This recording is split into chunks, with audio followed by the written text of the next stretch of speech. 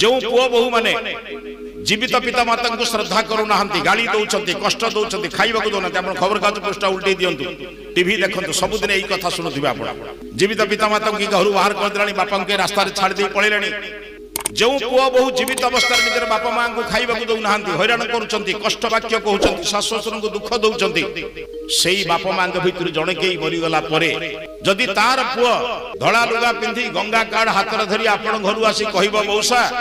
मो बापा कि मो माँ देहांत हो जाइए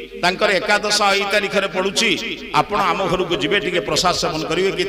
आत्मार सदगति आप भोजन करने को जी आप हाथ जोड़ी कहे बाबूरे जीवित अवस्था तू एवं तो स्त्री तो बापा तो माँ को केते कष्ट देइछ मु देखिछि तो घरे खाइले मोर आत्मा अपवित्र हो मु तो घर को जाई परिबि नाही